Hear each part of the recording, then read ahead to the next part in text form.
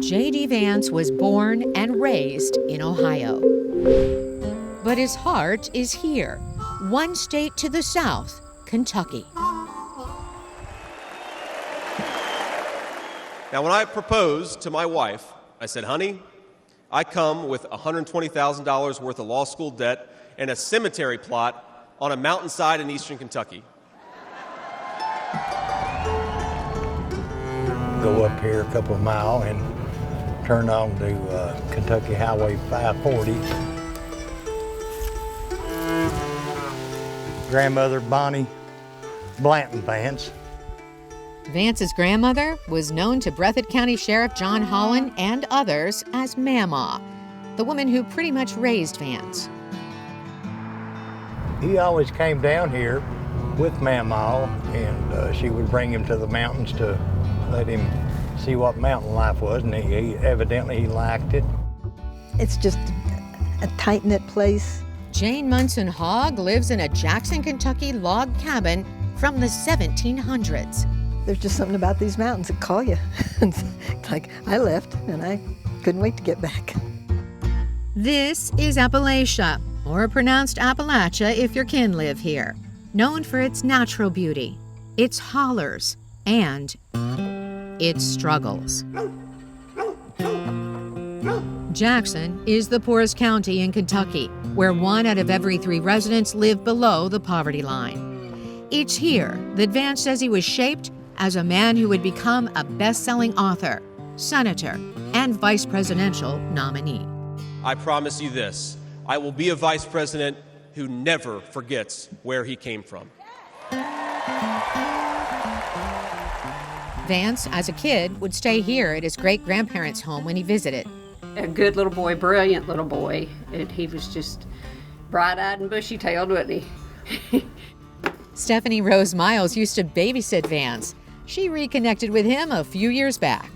I said, you've grown, because I think probably the last time that I had seen him, I had picked him up and carried him around on my hip.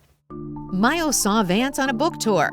His 2016 bestseller spread his name nationally. Vance became a voice for a part of the country that felt left out economically and ignored politically. It also ultimately helped align him with Donald Trump, whose career was fueled by those resentments. Locally, though, the title Hillbilly Elegy sparked controversy with some. Others take pride. This is hillbilly country. You know, this is our country. That's his country. You know, this is memories for him. Years ago, the lack of jobs in eastern Kentucky had prompted a teenage pregnant mama to marry JD's papa and move to Middletown, Ohio. And this is where Vance's mother and later he were born. Papa would go through this gate daily for his well-paying job as a foreman at the Armco steel plant in Middletown. Vance's mom, Beverly, fought addiction during much of his life, so Mama took over raising her grandson. His book, turned into a movie, depicts a blunt Mama, played by Glenn Close, leveling with the young J.D. I could have done better. But you got to decide.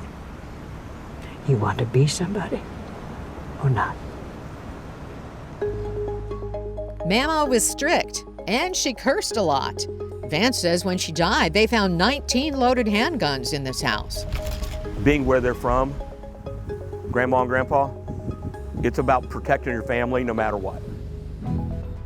Just as kids do, Vance would ride his bike to see friends. When he was 16, he rode it to his first job, Dillman Foods, now a Dollar General. Retired owner Steve Dillman hired him as a cashier and stock boy. He was honest, he was dependable, he never caused any issues. He was the kind of person you like to have. This isn't Vance's first run for vice president. With his stepfather's last name of Hamill, Vance graduated from Middletown High School and was voted vice president of his 2003 graduating class, with a quirky venue for the photo. He then served as a U.S. Marine for 4 years, including half a year in Iraq as a military journalist. Then he graduated summa cum laude from The Ohio State University using the GI Bill.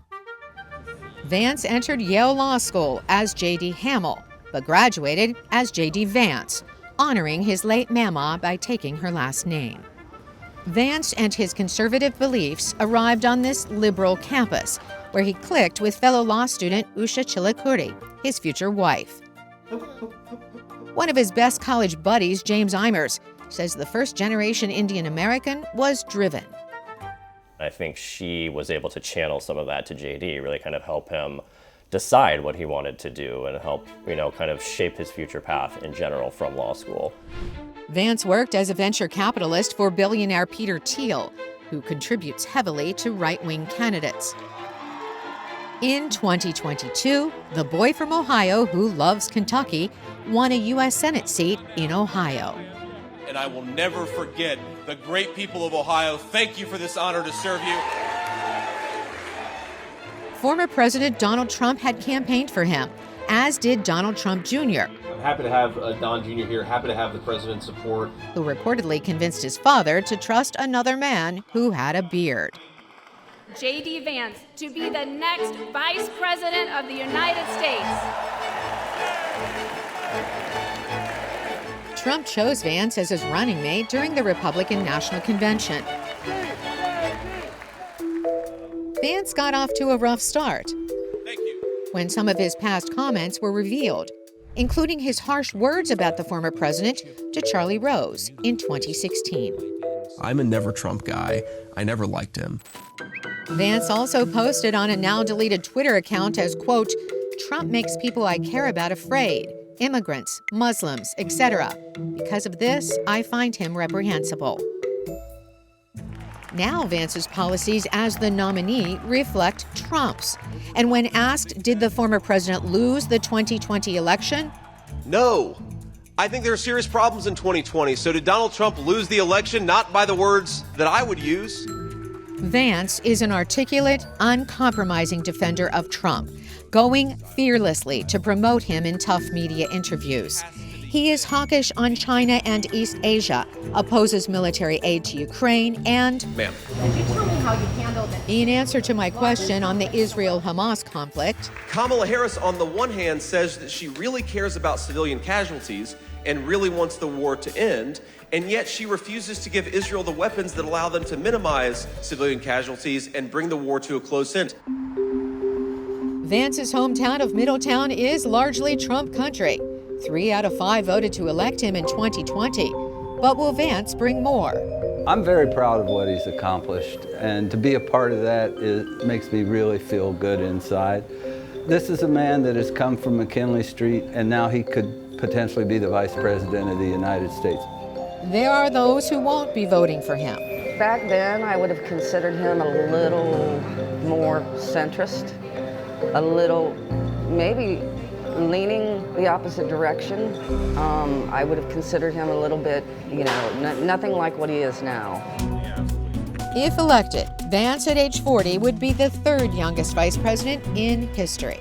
Let's get to work and make it happen. God bless you all. Thanks for having me. Carolyn Presutti, VOA News.